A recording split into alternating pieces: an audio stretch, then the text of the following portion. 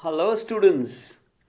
काफ़ी लोगों को ये टॉपिक 3D क्लास 12th का 3D थोड़ा कंफ्यूजिंग लगता है।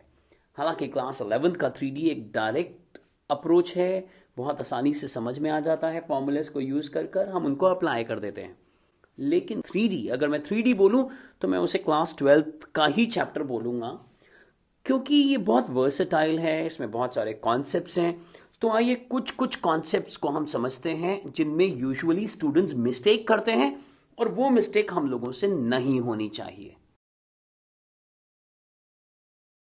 और इसी सीरीज में मुझे सबसे पहले लेना है डायरेक्शन कोसाइंस। अब डायरेक्शन कोसाइंस का बेसिक फॉर्मूला तो सभी को मालूम है कि भाई these are the cosines of angle made by the line, made by the vector with the positive direction। मान लीजिए ये x है, with the positive direction of x axis। अगर मैं इसको y मानता हूं तो ये बीटा हो जाएगा, और z के लिए ये गामा हो जाएगा। तो जो cos अल्फा, cos बीटा और cos गामा है वो डायरेक्शन कोसाइंस होंगे। अब आपको मालूम है कि, ध्यान से सुनिएगा, और कोई कंफ्यूजन अगर आपको हो तो प्लीज कमेंट बॉक्स में कमेंट जरूर करिएगा। एक एक कॉन्सेप्ट समझते हुए आगे बढ़िएगा। मैं फिर से बोल रहा हूं, जब हम डायरेक्शन कोसाइंस की बात करते हैं तो कभी कभी तो हम लाइन बोलते हैं और कभी हम वेक्टर बोलते हैं।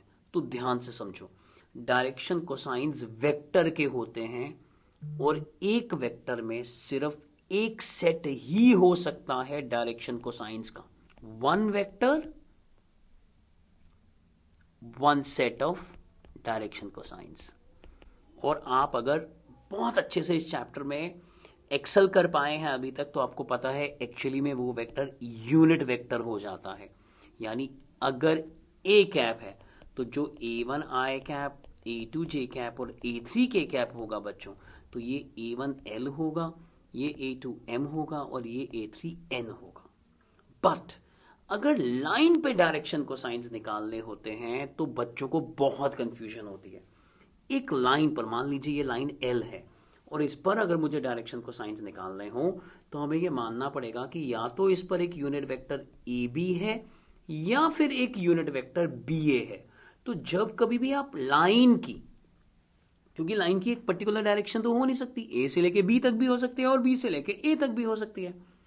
तो जब कभी भी लाइन के डायरेक्शन को साइंस निकालोगे तो आप दो सेट्स निकालोगे, और आप स्पेसिफाई कर दोगे अस्यूमिंग, मतलब मान लेते हैं that one set is for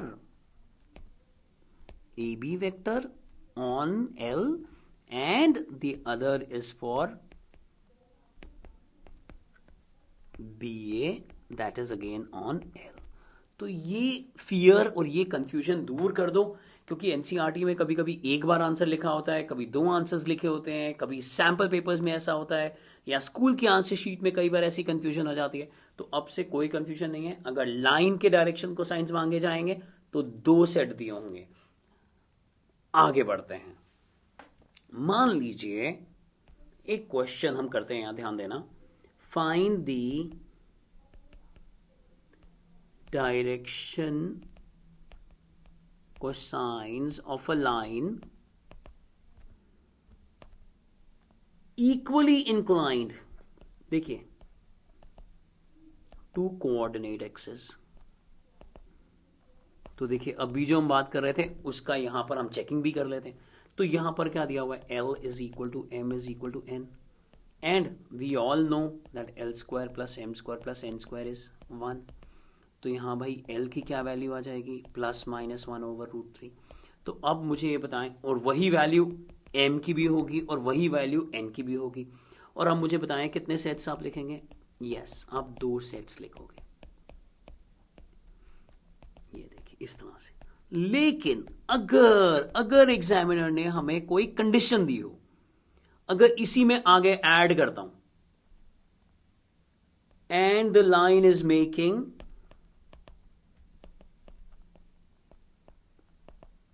acute angle with the coordinate axis, तो अब बताओ अब क्या करोगे। अब तो एक ही लेना पड़ेगा, अब तो यह माइनस हो ही नहीं सकता, क्योंकि अगर ये कॉस अल्फा की वैल्यू है और ये नेगेटिव है तो अल्फा बीटा गामा तीनों ऑब्ट्यूज एंगल होंगे। So now in this case automatically हमारे पास सिर्फ एक ही आंसर आ जाएगा बच्चों। तो ये मुझे एक्सप्लेन करना था, इन बातों का आप ध्यान रखिएगा। आगे बढ़ते हैं डायरेक्शन रेशियोज की तरफ। अब हम आगे बढ़ रहे हैं और डायरेक्शन रेशियोज की बात करेंगे। बच्चों, डायरेक्शन रेशियोज वो नंबर्स हैं जो डायरेक्शन कोसाइंस के प्रोपोर्शनल होते हैं, और क्वेश्चन को आसान बनाने के लिए हम इन डायरेक्शन रेशियोज का यूज़ करते हैं। और अगर दो फिक्स पॉइंट दिए हों तो हम डायरेक्शन रेशियोज इस तरह से फाइंड कर लेते हैं।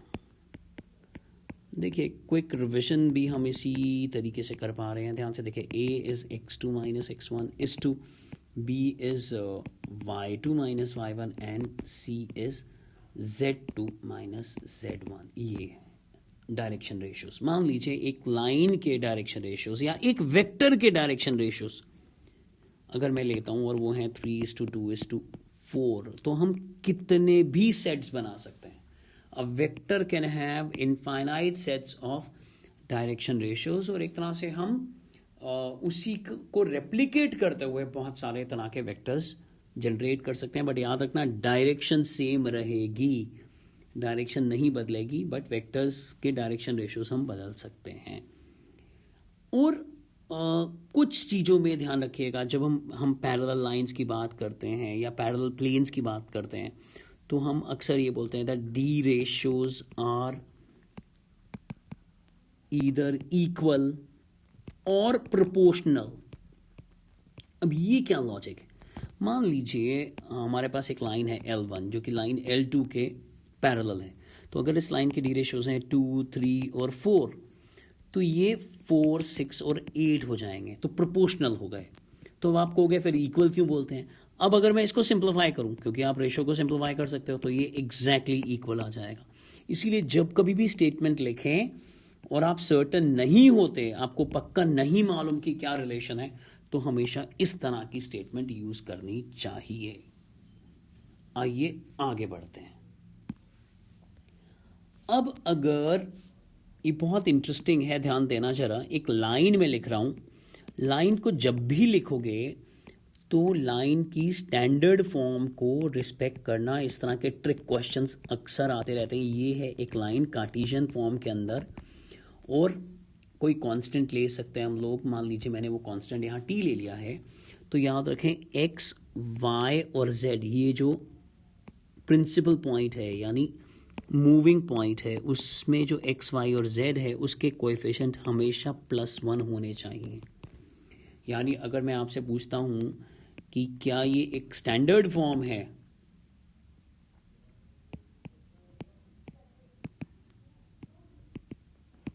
तो आप कहोगे नहीं सर, एडजस्ट करना पड़ेगा, यहां पहले 3 से डिवाइड करना पड़ेगा। और देखिए अब कितनी आसानी से, और पहले ये y लाना पड़ेगा आगे, इसके बाद x के बाद, तो ये हो जाएगा y माइनस से मल्टीप्लाई डिवाइड कर दिया, और z तो 3 है लेकिन बाद में लिखना पड़ेगा। तो ये देखिए ये कॉन्सेप्ट। और लाइन किस पॉइंट से पास कर रही है, अक्सर ये क्वेश्चन पूछ लिए जाते हैं, लाइन इस पॉइंट से पास कर रही है। और लाइन के DRs क्या हैं? 2/3:-4, या हम क्या लिख सकते हैं, 2:-6:12। ये ध्यान रखना। और डी कोसाइंस के लिए हम special bracket, conical bracket use करते हैं। ये देखो जी, क्लियर हो गया है। अब आगे बढ़ते हैं। लगातार मैं जो बात कर रहा हूं वो डी रेशियोज और डी कोसाइंस को लेकर बात कर रहा हूं। अब जी क्वेश्चन आ जाता है 1 मार्क का कि भाई एक्स वाई प्लेन के D ratios of the normal क्या हैं, क्योंकि प्लेन के डी रेशियोज नहीं होते। प्लेन पर 90 डिग्री का एक वेक्टर आप अस्यूम कर लेते हो, डी रेशियोज वहां से लिए जाते हैं।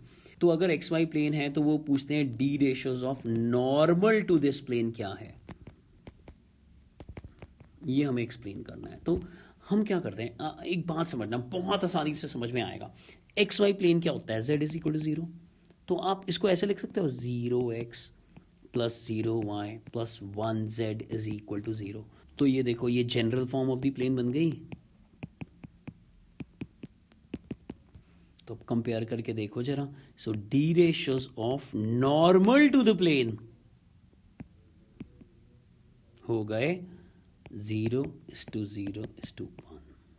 एंड आई एम श्योर आप बाकी दोनों कोऑर्डिनेट प्लेन्स के लिए जनरेट कर लोगे डी रेशियोज। और ज़रूर फिर से इसे एक्सरसाइज मानते हुए कमेंट बॉक्स में ज़रूर कमेंट करिएगा, क्योंकि अक्सर इन चीज़ों को लेकर जब आप बेस को क्लियर कर लेते हो तो फिर बड़े बड़े क्वेश्चन तो आसानी से हो जाते हैं। आइए आगे बढ़ते हैं। अब एक और कॉन्सेप्ट समझो, जरा ध्यान से देखना इसको।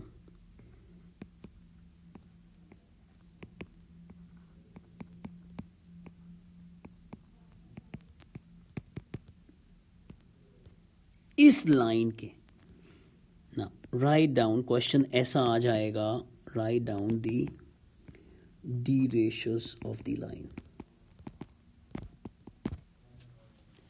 तो या एंगल में भी यूज हो सकता है, एंगल बिटवीन द लाइंस के अंदर। तो आप ध्यान से देखो, ये एक लाइन दी गई है और लाइन क्या है? Line is actually the intersection of two planes. याद रखना, कभी भी दो प्लेन्स जब इंटरसेक्ट करते हैं, they can never intersect at point, they will always intersect by making line. ये ध्यान रखना, ये कॉन्सेप्ट भी जरूरी है। आज तो लेकिन हम अभी सिर्फ इस पे डी रेशियोज पे बात कर रहे हैं, बट आप आगे के पार्ट्स में जो हम यहाँ पोस्ट करेंगे उसमें ये भी जानोगे और ऑलरेडी जानते होगे कि लाइंस प्लेन बनाती हैं। तो यहाँ ये चीज समझना जरूरी है कि दो प्लेन्स के इंटरसेक्शन से लाइन बनती है और बहुत सारी लाइंस जो हैं वो प्लेन फॉर्म करती हैं। तो यही क्रिएटिविटी है और यही मजा है 3D को करने का। आइए वापस क्वेश्चन पे चलते हैं और डिविएट नहीं करते हैं। क्वेश्चन है write down the D ratios of the line. अब क्या करें? देखो बच्चों, अब कुछ बच्चे क्या करते हैं, इसको कनेक्ट करने के लिए ऐसा करते हैं x minus 3 over 4 y plus 7 over minus 3, और उनको लगता है z माइनस 5 ओवर 1। ये गलत है। मान लो अगर मैं यहाँ t लिखता हूँ और z की वैल्यू निकालता हूँ तो ये t प्लस 5 होना चाहिए, लेकिन यहाँ क्या है, z इज इक्वल टू 5। तो कुछ बच्चे कहते हैं t की वैल्यू 0 हो जाएगी। अगर t की वैल्यू 0 हो गई तो फिर x और y की एक्यूरेसी नहीं आएगी। अब याद रखो, जब कभी भी इस तरह से कंबाइन करना है तो आपको जो आंसर लिखना है वो ये होगा z minus 5 upon 0 is equal to t। और अब लाइन के डी रेशियोज बन गए 4:-, माइनस 3:0। तो आप मुझे एक और कमेंट यहां करो और बताओ कि ये किस तरह की लाइन है। क्या ये लाइन XY प्लेन पर है या क्या ये लाइन XY प्लेन के पैरेलल है कहीं पर, और हम इसका आंसर कुछ दिन में पोस्ट कर देंगे। तो बच्चों, आज का जो सेशन था वो सिर्फ डी रेशियोज को लेकर था, क्योंकि ये बेस बनता है 3D के लिए, और हम आगे कुछ वीडियोस इसी सीरीज में लेकर जरूर आएंगे। तो आप बेल आइकन को दबा दीजिए, चैनल को सब्सक्राइब कर लीजिए, और इन वीडियोस को जैसे ही ये पब्लिश होते हैं उसी समय कर डालिए। Thank you very much. पढ़ते रहिए और आगे बढ़ते रहिए।